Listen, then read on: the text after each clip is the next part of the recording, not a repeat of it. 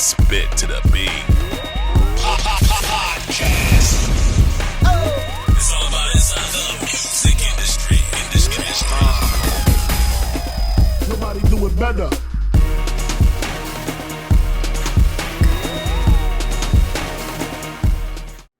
And welcome to Spit to the Beat podcast. I'm your host, Stacy, aka Beat Unstoppable Per Year, and welcome to another great show I have lined up for you. But before we get started, I want to definitely make sure you catch some of these video clips of the show on Facebook Live on my page at Stacy B Unstoppable Per Year or Stacy Spit to the Beat Per Year. Also, you can go on my YouTube channel and catch the full clip episode of this show on Spit to the Beat YouTube. Don't forget to subscribe, like, share, and hit that notification button. I really do appreciate it. And we're back. I got a very special guest in the studio with me. I finally tracked her down, and she has joined me. Now we're going to go ahead and get this thing started and rolling. I'm waiting to just dive into her as far as her background in the music industry. So without further ado, I want to welcome to the show Miss Rachel Maxann. Hello. Hey. Finally got you. Yes. Oh my gosh. I know. I'm sometimes I'm a little hard to track down, but it's worth it. Yes. I was determined. So tell my audience a little bit about yourself. Okay. So Rachel Maxann, a singer-songwriter who lives here in Memphis. Eventually, well, not eventually, but originally from Cincinnati, kind of going here and there before landing in Memphis. And eventually I want to have a place in Mexico too, but that's a little further off. Are you enjoying this heat? I prefer the heat over the cold. Really? You've been from Cincinnati. Yes. And it's so snowy over there and it's so cold for so much longer. Like if I have to choose between the two, I'll take the heat. I'll take the heat any day. Wow. So tell us about your music. I mean, kind of touched on some questions about being diverse and stuff like that. So tell us a little bit about that. Yeah, absolutely. So I love a lot of different genres. Growing up, I listened to a lot of metal, a lot of emo, a lot of rock, stuff like that. And then, my parents were always into Motown. My mom was into bluegrass. And we got trained in classical. So definitely just have always been interested in every genre. So I feel like it really affects my music that way because I don't mind putting emo elements, whatever elements into my music if kind of that's where it's leading me.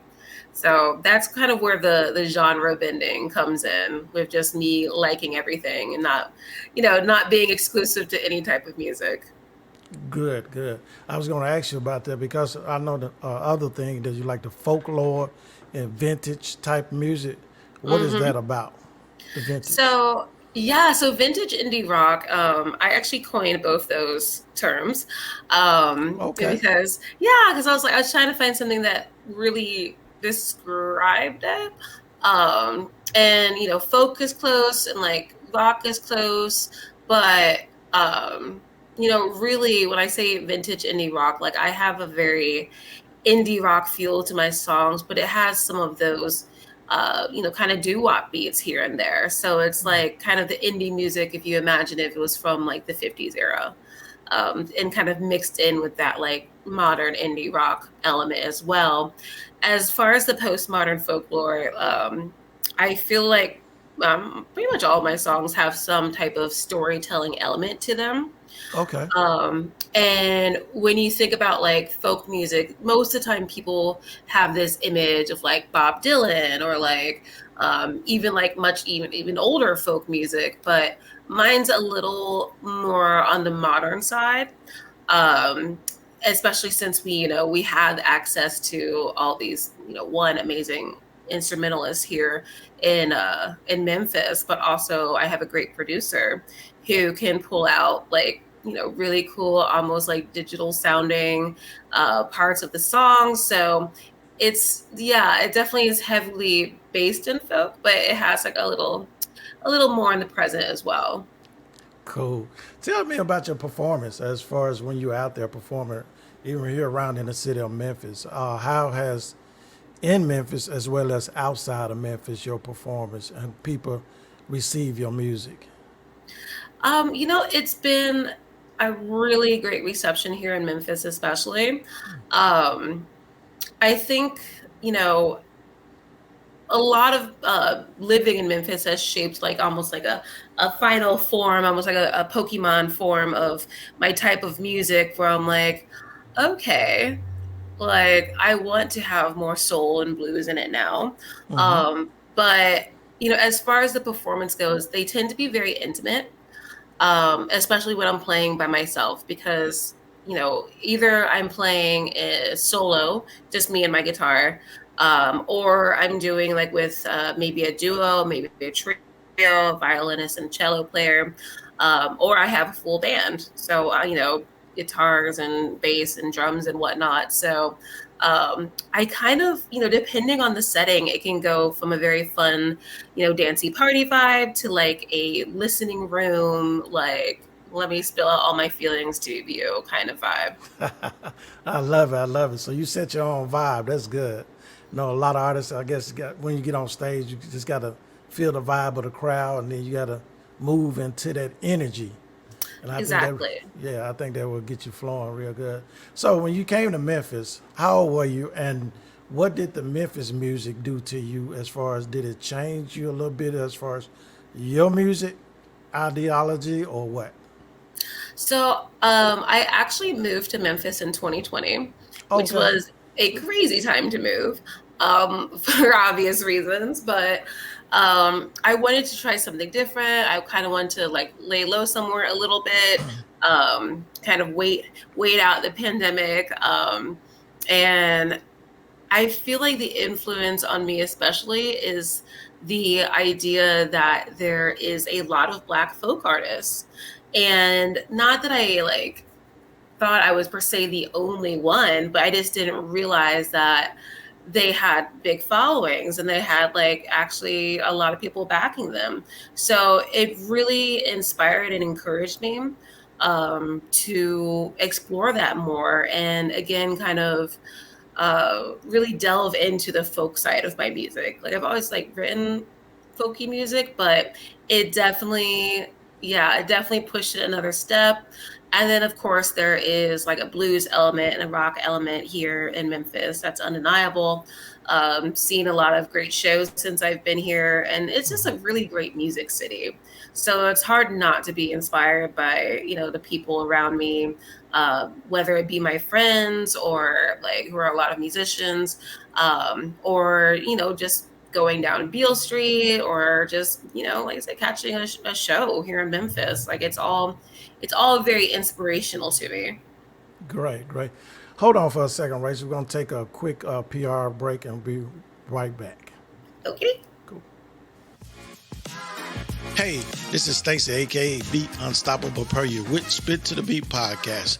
Would you like to be my guest if you're a singer, songwriter, musician, producer, or promoter?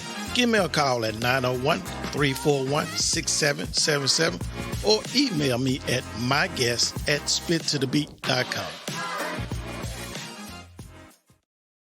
And we are back with Spit to the Beat podcast. I'm your host, Stacey, aka Be Unstoppable Per You, along with my special guest today in the studio with me virtually, Miss Rachel Maxann. How did tell my audience a little bit about the music as far as you talked earlier about how Memphis have shaped you a little bit and your concern as far as your delivery on music and stuff like that. How have folklore, something that really we don't hear a lot of, impact Memphis?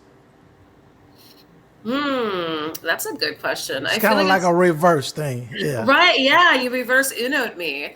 Um, so, when I think about how folk has, shaped Memphis or really any city, like folk has, this background of being storytelling.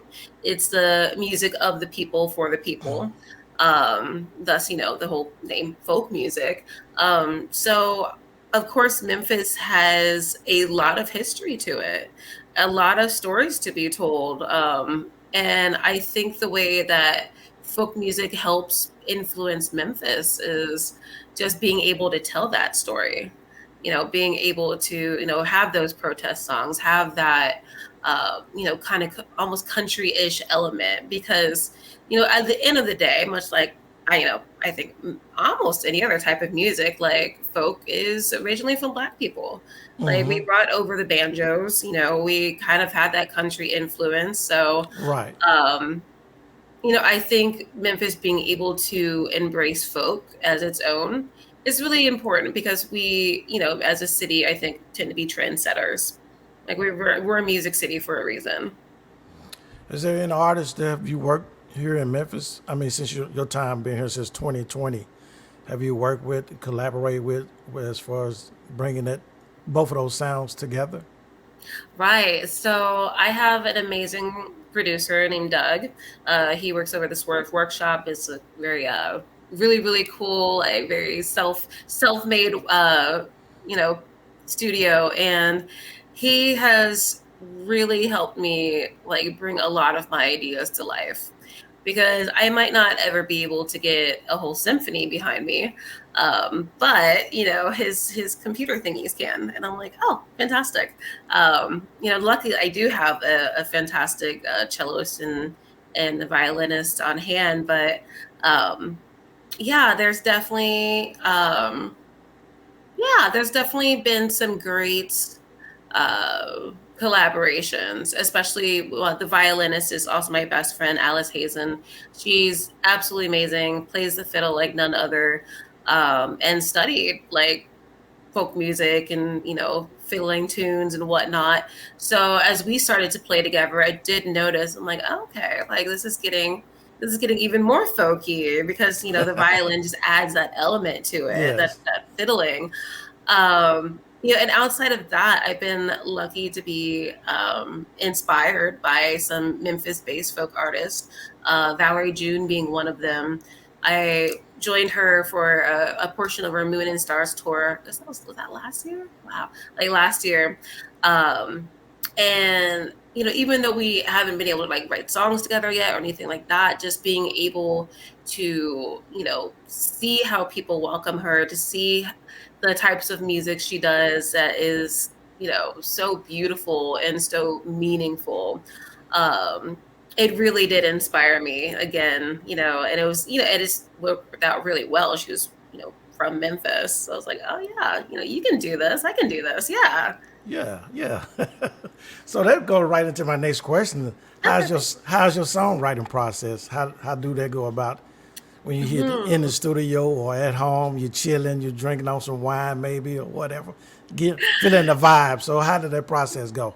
That you pretty much hit it on the nose. Yeah, most of the time, like I do try to take time where I'm just like, sit, write, chill.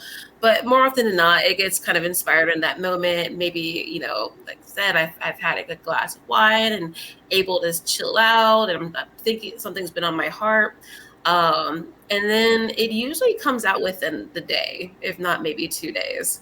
Like my, you know, songwriting process is sometimes far and few between, but it happens very quickly, Hmm. because as soon as I get like the pattern I would want, the tuning, whatever, um, the words kind of flow out, because there's usually something always on my heart. Like I'm a very Cool. sensitive person, so I tend to like have something always in my mind that like I need to get out, and writing really helps me process things and helps me kind of like lay it out and make it not seem so bad or too stressful, because it's like, well, I can't be too mad about it, it's a song now. And it's a hit. Yeah. That's a hit. That's awesome. So the guitar is your go-to instrument, or is there any other instruments that you're able to play? Guitar is my go-to, but I was originally trained on piano. Okay. And I play it here and there. Like I just played it on my album release show. And every once in a while, I'll do a gig at the Zebra Lounge in Midtown. But yeah, I just kind of moved from piano to guitar, mostly convenience sake. Like it's harder to move around a freaking piano than it is guitar any day. So I was like, you know Yeah, what? I'm gonna focus more on guitar. It helps me right. get to places easier. A lot easier to pack up. So much easier to pack up. So much Can easier you, to pack can up. you imagine you going down the street with a big old piano in the back of the trunk? Right. I'm like, I don't know how people do it. I have a few pianist friends and I'm like, that just seems like that's A about lot on of par with work. having, yeah, with being like a drummer. And I'm like, I'm not trying to carry all that stuff. But yeah, but besides that, I've been teaching myself banjo. I have a ukulele and I just kind of like every once in a while just pick up random instruments. I have a harmonica that I'm not particularly good at yet. But those are, I feel like piano and guitar are like my two main, and then like I dabble in some other instruments. Okay, we talked about your performance and stuff. So, do you have any other projects? I mean, coming up? I mean, in the near So future.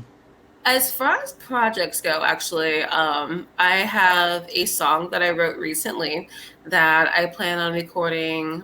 I might wait until October because I'm doing a small like St. Louis weekend, and part of the time that I'll be there, I'll be in a studio. So I was like, okay, I'll kind of hold off on that. So that won't really be till October.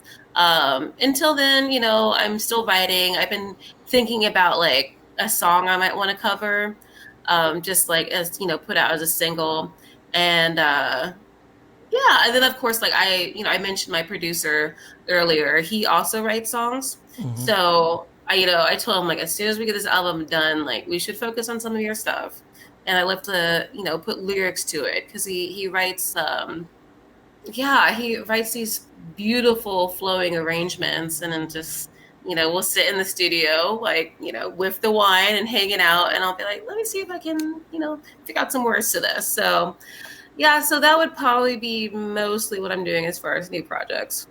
Okay, cool. Hold tight. One more time. We're going to take another PR break. We'll be right Cool, back. cool. Hey, this is Stacy, aka Be Unstoppable Per You. Thank you for listening to our show, Spit to the Beat podcast. If you would like to be a sponsor, visit our website at www.spittothebeat.com and click the support tab and leave a donation. We really would appreciate it. Thank you again for listening. Also, catch every episode Thursday morning at 8 a.m.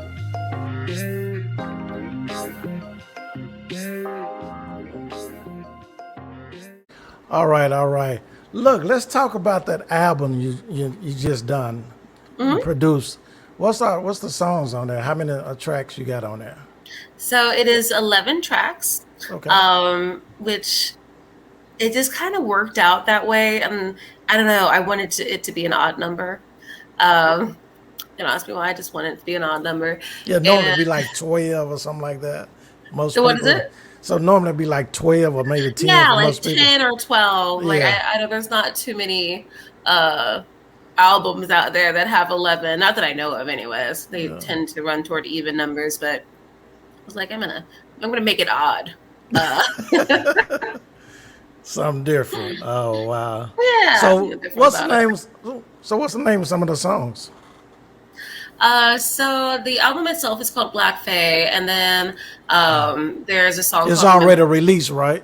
Oh yeah, yeah, it is. It Okay, is cool. out there into the world. I've actually also I just started a Kickstarter because I really want to put it on vinyl. It'll be my first vinyl, and those things cost so much money, just for even a few of them. So yeah, we'll fingers crossed on that. But yeah, one of them is called what did I say? Oh yeah, Remember the Stars, which is kind of a environmental song. I wrote it actually, I think it was like last year. I went to Mexico for about a month with my dog, and we'd sit by the beach like every day and just, have our time. And I noticed within all the beauty in the landscape, there was also so much trash, like coming up, but I'm like, oh, this would be such a, serene place if it weren't for like the piles of trash. So that kind of inspired that. Yeah, that kind of inspired that song. I have a song on there called Seven Seas, which that one kind of discusses like my traveling more or less, and the feeling of, after I was gone from Cincinnati, like I left when I was like 17, and we kind of like come in and out here and there, but the time that I was away, probably the longest, I'd come back, I don't think I'd visited home for like 2 or 3 years at that point. And it didn't hit the same as home before, because before I'd be like, oh, I live in this city, but like, hometown Cincinnati, and I was going back, but I had the feeling that it really wasn't that anymore. And it's such it's a jarring feeling, because I'm like, well, this is, it'll always be my home, like my family's here, I always, and friends, like I always come back and visit, but it no longer felt like my home. So yeah, it kind of the song kind of talks about that a little bit. How did Memphis get on your radar then?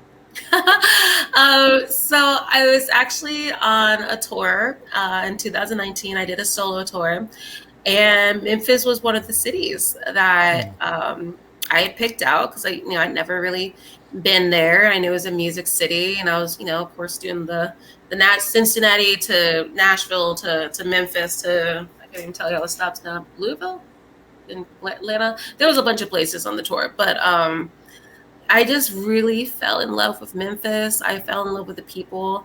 I played with a band called the Everdeens and a band called Mama Honey. And they're just the most wonderful people to have a show with. They're just very kind, very talented.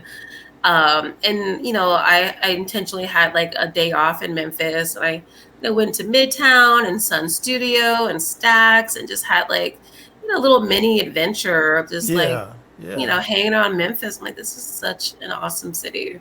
So I felt very attracted to it already. You said earlier that you had, sometimes you perform by yourself. Have you ever done a complete performance with all the instruments that you attempt to play besides the guitar? Probably the closest I've come lately was the album release, where I had my full band, but I also had my celloist and my violinist and my producer there to play piano, as well as a couple other guest artist friends of mine. Our Marcella Simeon came, and she was like singing background and playing, and Louise Page like came and played a song on piano for me, and Bailey Bigger came with a second guitar. So yeah, that was probably the most like people and most like kind of collaborative show I've had in a while, because if it was all of the instruments I wanted and had in my album, it'd be a pretty big band to have every time. Awesome. Look, before we wrap the show up, I want to ask you one other thing. What would you say to artists that are coming up in the music industry, not to get trapped in a box of just one genre, as we talked about earlier, but what word of advice would you give to them as they're coming up to fight against those doors that may shut in their face? Right. I would say, yes, don't listen to other people when they try to limit you, but more importantly, don't let you limit yourself. Because I think sometimes we feel like we have to fit in a box to make it make sense for ourselves. But at the end of the day, we are very complex, beings on this earth, and we are capable of having lots of different thoughts and lots of different feelings and lots of different interests. So I would say, don't pigeonhole yourself. Like, you can explore anything you want, because the world is your oyster. So why not? Awesome, great. I want to thank Miss Rachel Maxann for being on Spit to the Beat podcast, taking time out of her day to spend with me and to share with my audience about the music industry and her journey in the music industry. Hold tight for me as we wrap up the show. I'll be right back, okay?